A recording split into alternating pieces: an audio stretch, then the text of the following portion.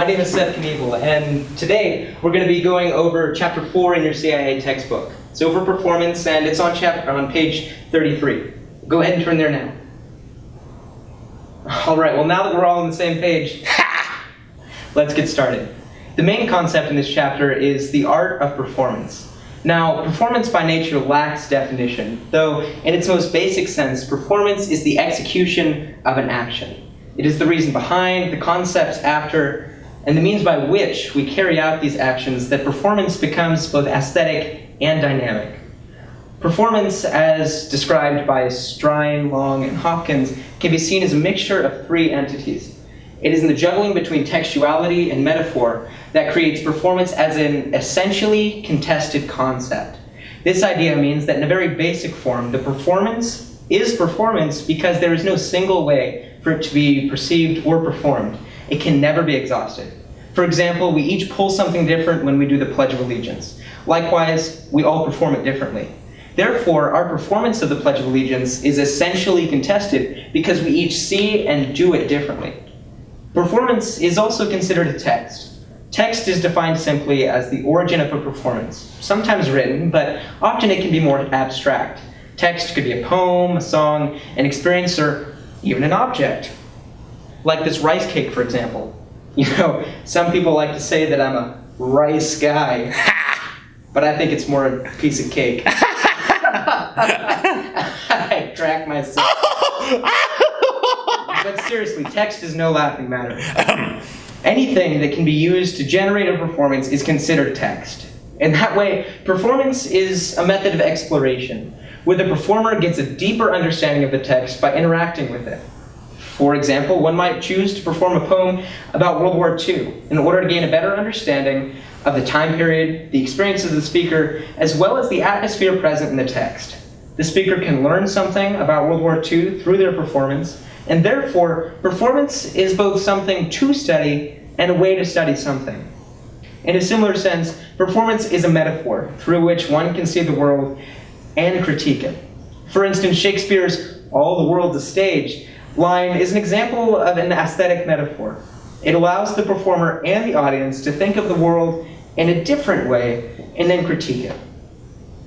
It is important to note that both textual and metaphorical aspects of performance require the audience to make sense of the performance. More than just watching a performance, it's important for the audience to apply their own experiences and thoughts onto that performance so that it can be further analyzed. This is not difficult for us as humans because, according to Fisher, performance is a natural occurrence for our species. Living as what he calls homo narrans, we are naturally storytellers. This concept can be seen in our everyday lives as we share things like experiences, grievances, even just jokes are told through stories in order to maintain our relationships with each other and entertain them. This is done as an expression of ourselves and a connection with our peers.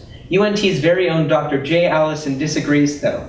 He considers humans not only to be storytellers, but story livers.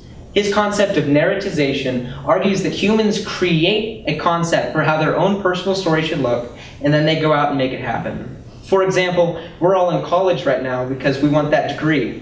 Why do we want that degree? Well, it's because we think that it's important to getting our life where we want it to be. We're living the stories that we've thought for ourselves.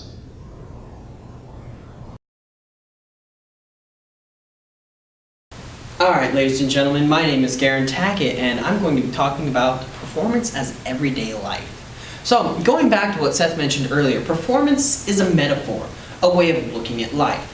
One of the greatest playwrights of all time, William Shakespeare, said that all of life is a stage and we are just actors upon it. But what does that mean? Well, it means that we are all playing out roles in life, building our social identity as we go through each day, changing how we act as we encounter different situations, different goals, and even different people to interact with. For example, most of us here are students, and that role is a large part of our social identity most of the time. However, that identity shifts as we go through each day. There's your role as a student to get ready for classes in the morning, checking that you have all the materials, getting to class on time, etc., etc. But then there's you when you're actually in the classroom, when you're learning from your professor or just interacting with your classmates. There's even the you as a student. at 12:30 in the morning over at Two Charlie's getting a drink after a long day of classes. You might even see a teacher or a TA over there. All of that just builds the you as a student. But what about when you're not a student? What if your social identity isn't just one role, but all of the roles you might have? Are you a teacher, a bartender, a police officer? All of those roles could also be a part of your social identity, no matter how they might change as you go through your day. Who you are, yourself, is, in this regard, emergent, constantly evolving through your actions, the roles you fulfill every day, according to Vaughn. George Miller agrees with this, saying that yourself isn't something that you have, but what you do, and that you aren't born with performance abilities, but that they are learned as you interact with people. Kenneth Burke gave us the theory of dramatism, a theory that is defined by Friday, Hammonds, and Brandon as a view where people are social actors who participate on a cosmic stage and act to fit a specific situation with a particular script along with props and costumes. Those scripts help control and guide us and guide how we act in everyday situations. Burke also developed a mode of analysis that a critic may use to identify parts of another person's script, the dramatistic pentad. Burke's pentad, predictably, has 5 key elements. There's the act, which is associated with dramatic action verbs and answers the question of what? It's related to the worldview of realism. What happened? What is the action? What is going on? What thoughts? Burke defines act as that which names what took place in thought or deed. Any verb, no matter how specific or general, that has connotations of consciousness or purpose falls under this category. There's scene, which is associated with setting and answers when and where. It is tied with the worldview of materialism and is defined as the background of an act, the situation in which it occurred. Agent, which answers whom. This has the worldview of philosophical idealism tied into it. What person or what kind of person performed the act? Agency, which is closely tied with the agent and answers how. This is attached to the worldview of pragmatism.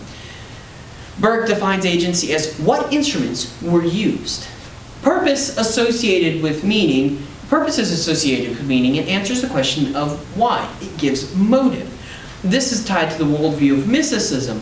That which is not easily understood is attached to it, and after all, because motive is easily the most elusive viewpoint to look at the world through.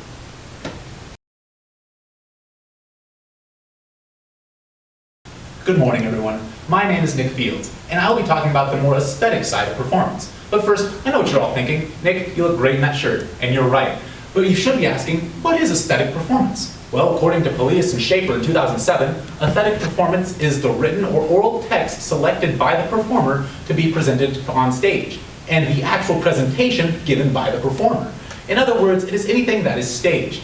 It has as much to do with art as it does showing art by communicating it to an audience. Aesthetic acts also include things that are specific to a culture, such as a church hymn, a tribal dance, or a yo mama joke. Performance has many different languages, and those languages are defined by cultures. Culturally defined acts are acts that are deemed an aesthetic by cultures that it represents. For example, a study done by Bannerman in 2014 analyzing the influence of the communicative values of interpretive dance from a particular culture states that the words of language work on the basis that they are publicly represented by objects, ideas, states of emotion, events, and so forth, so that we can exchange information about such things with or without their reference in concrete presence. This shows that performance is its own language, with many different dialects, and can use performance in order to exemplify an event or an emotions. There are 3 different modes of aesthetic performance. According to Brandon, Friday, and Hammonds, acts of aesthetic communication can be classified by their relationship to the audience. The first mode of aesthetic performance is the lyric mode. The mode has only one speaker who has their own thoughts and only talks about their own thoughts and ideas, and is the only narrator for the performance. The dramatic mode, however, is when there is more than one speaker, and instead of speaking about their own thoughts, the speaker tells the story through action and the communication between them. Finally, the third mode is the epic mode. The epic mode is a hybrid of the lyric mode and the dramatic mode. The speaker can either talk to an audience or show the story. The audience can also play a big role in aesthetic performance. The audience is the one who dictates how the performance is going by directly engaging the audience. According to Police and Schaefer, the audience faces the question of whether their standards should be held for the performance events they encounter, or whether their standards should change in keeping with the cultural values of a given performance community. Unified communicative acts are present in almost every type of communication and can be used in any situation. A communicative act becomes unified when the opening statement frames the rest of the communicative act and influences the statements following. For example, if your girlfriend or boyfriend says we need to talk, you could probably guess the following conversation will not be so present. The framing of the statement is catered directly to the audience, the opposite significant other in the relationship in the example.